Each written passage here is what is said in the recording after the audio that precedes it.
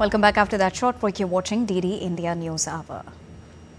To continue with more news and updates, now let's talk about US President Donald Trump, who has once again blamed Ukrainian President Volodymyr Zelensky for the conflict and accused him of responsibility for millions of deaths. During a meeting in the Oval Office with the President of El Salvador, Trump placed blame of the Russia-Ukraine conflict not just on Russian President Vladimir Putin, but also on former US President Joe Biden and Zelensky himself.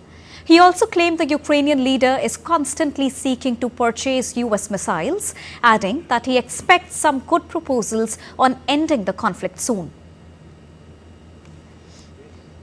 War that should have never been allowed to start, and Biden could have stopped it, and Zelensky could have stopped it, and Putin should have never started it. Everybody's to blame. Looking to purchase missiles, you know, he's against. Listen.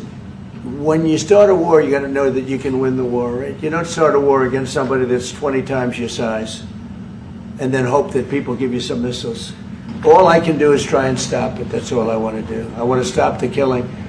And I think we're doing well in that regard. I think you'll have some very good proposals very soon. Now, Ukrainian forces has hit Russia's Kursk region with dozens of drones, killing an elderly woman and injuring 9 people. The Russian Defense Ministry said that 109 drones were downed over the Kursk region overnight. A multi-story apartment building was damaged in result of the drone attack, with several flats catching fire. Kursk and other Russian regions on the border with Ukraine have been facing frequent air and land attack by Kyiv forces. Authorities had issued a missile and drone attack alert and asked the residents to move away from windows. The assault came as the residents of the Ukrainian city of Sumy grieved the victims of one of the deadliest Russian attacks of the war.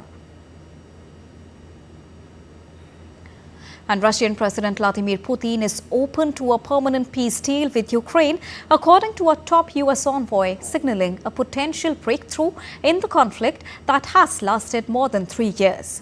In a televised interview on Monday, US envoy Steve Witkoff said he envisions a peace agreement taking shape. He also said that 2 of Putin's senior advisors participated in what he described as a compelling meeting that included discussions on US-Russia business ties. Russian Foreign Minister Sergei Lavrov has said that it was not easy to agree with the United States on the key parts of a possible peace deal to end the war in Ukraine, and that Russia would never again allow itself to depend economically on the West. US President Donald Trump, who says he wants to be remembered as a peacemaker, has repeatedly said he wants to end the bloodbath of the 3-year conflict in Ukraine, though a deal is yet to be agreed. The Kremlin on Sunday said that it was too early to expect results from the restoration of more normal relations with Washington. Lavrov said that Russia's position had been set out clearly by President Vladimir Putin in June 2024, when Putin demanded Ukraine must officially drop its NATO ambitions and withdraw its troops from the entirety of the territory of 4 Ukrainian regions claimed by Russia.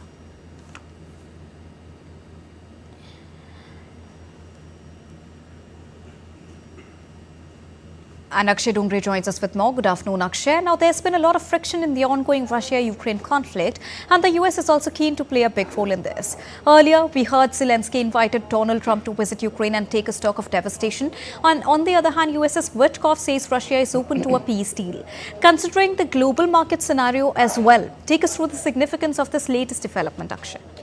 Well, as far as the relevance of these developments that have taken place in Europe are concerned, then we can clearly see that the situation is not going the way it was expected to when US intervened under the Trump administration and tried to broker a peace deal or a ceasefire between the 2 warring factions. However, what we are seeing right now is an intensity of attacks against each other are increasing. Ukraine has been consistently trying and procuring new weapons as far as this war is concerned. But one thing is absolutely clear once again by the Trump administration, that as Donald Trump has said, that you cannot fight an enemy 20 times your size at the weapons at the expense of others when it comes to weapons, and at a hope that others will be providing for arms and ammunition for your fight, for you to win. So that clearly states that the US is not in fact going to is willing to play a major role as far as being an arms exporter to Ukraine is concerned. That was the past. That was under the Biden administration, where Ukraine has been getting most of its arms and ammunition along with funding. However, what we are seeing at this point in time is also that both the warring factions are not an equal footing. Clearly, Russia's arms manufacturing industry has strengthened. In fact, since the war has started, they are procuring more weapons, they are producing more missiles, more tanks, and more other kind of arms and ammunition as far as the war is concerned.